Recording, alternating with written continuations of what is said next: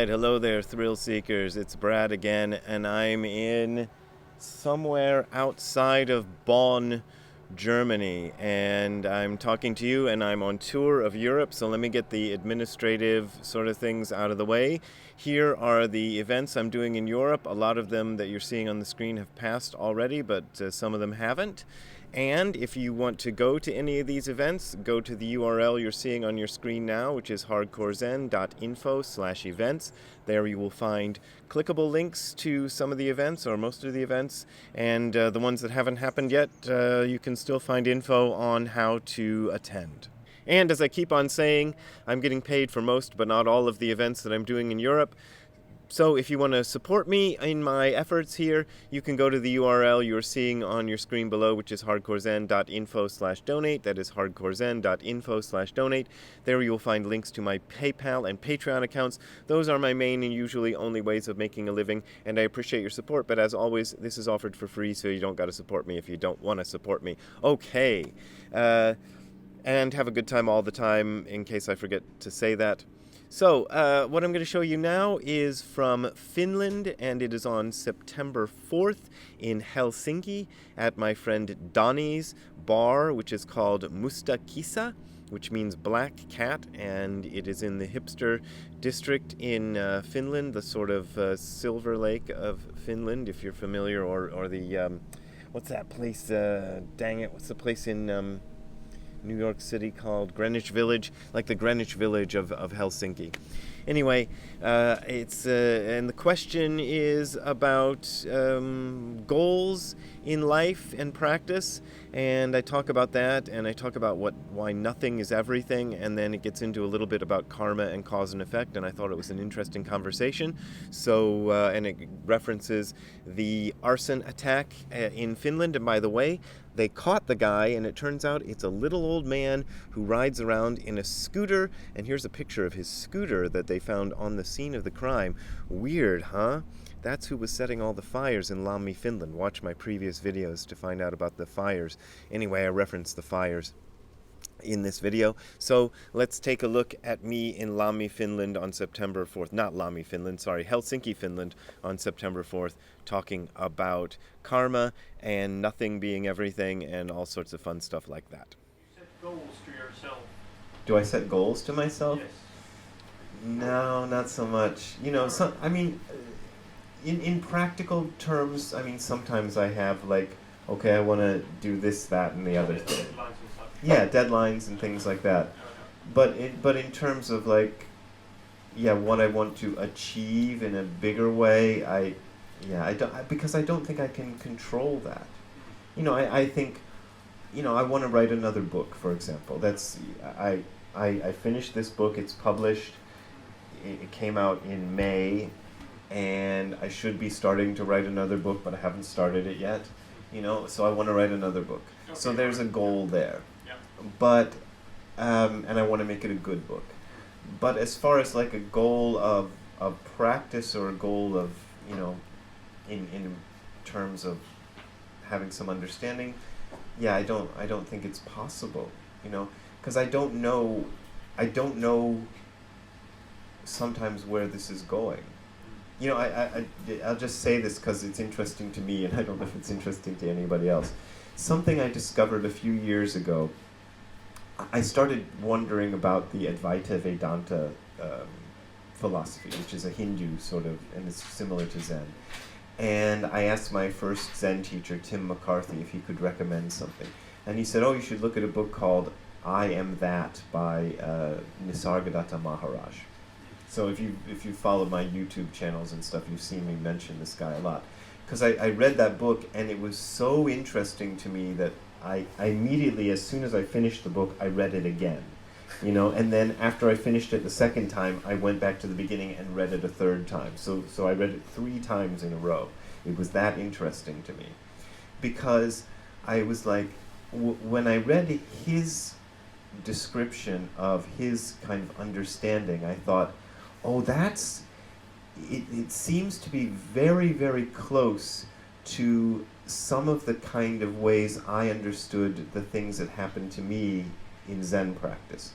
but this guy Nisargadatta Maharaj seems to have taken it further, and he seems to be like he's a little bit down the road, he's, I don't know how many kilometers down the road he is, but he's more down the road than I am, and so he has some idea where this is going, and he's trying to explain it, to these people who are asking him questions. That the book is a kind of a bunch of dialogues he's having with different people. And so I'm going, where does this go? Where does this go? And so I keep trying to read it. So it's not really a goal in the sense, but I'm going, where is this going? Because it's going, it seems to be going to nothing, And does he really mean nothing? But I think there's a sense, and I can kind of almost get it, where nothing and everything are exactly the same. Which seems to be a weird way of, it sounds like Zen double speak, it sounds like Zen nonsense. But I think it's true. I think there's a sense where nothing and everything are exactly the same, and if you really want to know everything, if you give up knowing at all, that's when you know everything, and maybe that's where this is going. But I still find myself clinging to trying to know something, So I don't know, maybe that's why I can't know nothing. Because I'm still trying to know nothing. Yeah. Yeah, I'm still trying to be me knowing nothing. But I have to eliminate, the idea of wanting to have a center here that knows nothing. If I just kind of go, then I think everything is available. But I'm afraid, well, doesn't that mean I disappear? But I think, well, but maybe the disappearance is really, there's no disappearance. Maybe the Buddhists are right when they say appearance and disappearance are the same thing. So that sounds crazy. I have a question. Yeah. Do you know if the Advaita tradition has like a meditation practice or? Well,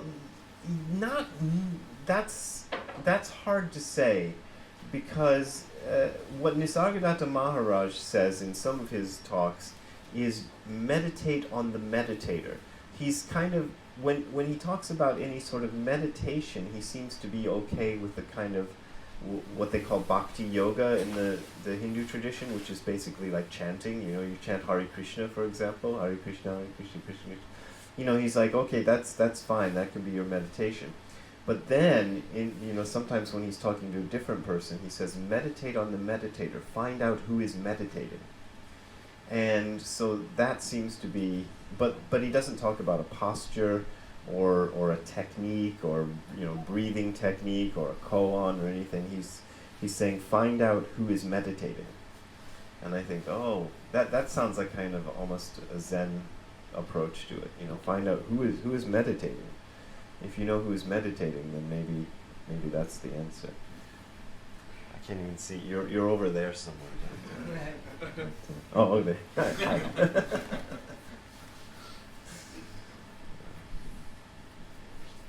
Yeah. Karma. What does karma mean to you? What does karma mean? I don't know. I mean, karma.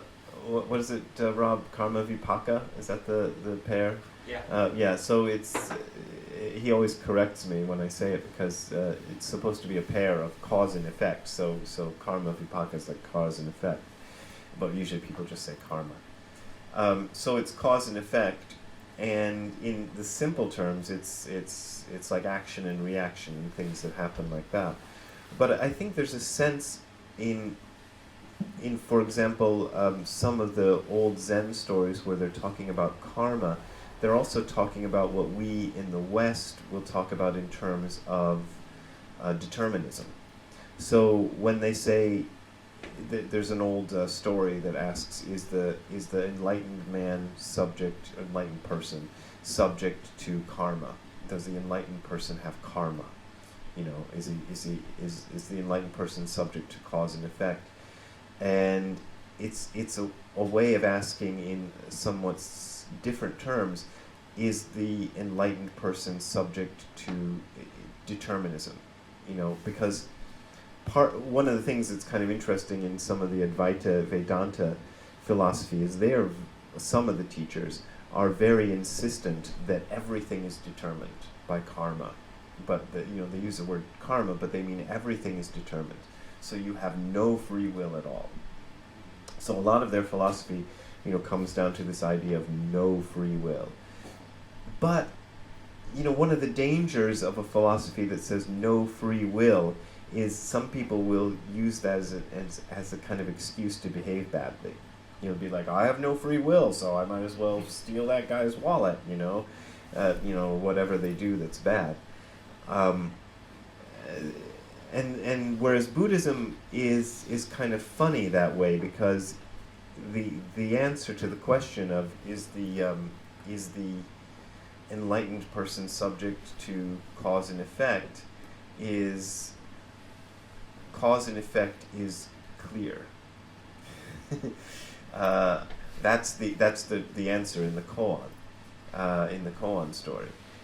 Which doesn't tell you yes or no. It just says cause and effect is clear. It doesn't tell you yes or no, is the enlightened person bound by cause and effect or not. So I think, my answer to that provisionally, right now, as of today, is I think we are caught in cause and effect when you look at time as a line.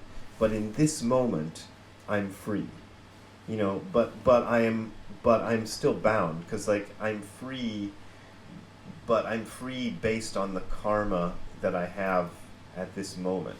So I'm free, but I'm in Helsinki. So I'm not free to be in London, right now. I can do whatever I can do in let me make sure, Mustakisa in Helsinki, on September 4th, with this group of people and talking and stuff. But I can say what I want. I'm not completely bound at this moment. But then once I say something, then that becomes part of the karma, and then that becomes more of the cause and effect. So I think it's like that, and I think you can't. I don't want to say anything controversial. I think you can't run away from your karma, and that's one of the things that guides a lot of my actions in life, is that you can't run away from your karma. So whatever is going to happen to you is going to happen to you, and so you can't change things that much. So,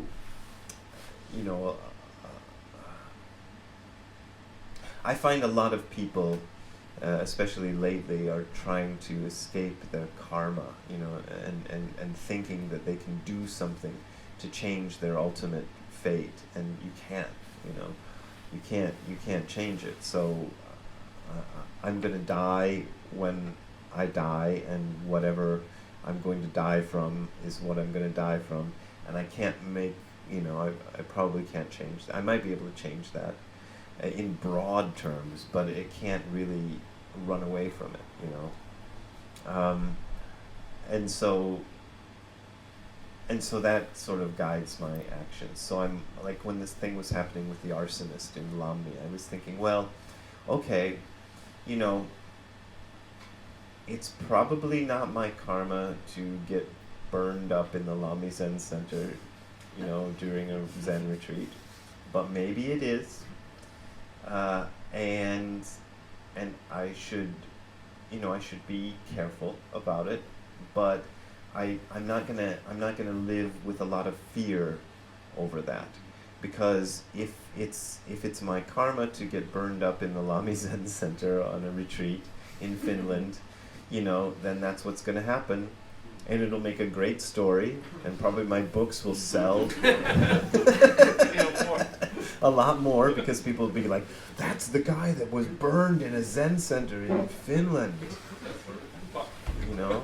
And then they'll find out who did it, and it's like, he was burned by a heavy metal Satan worshiper.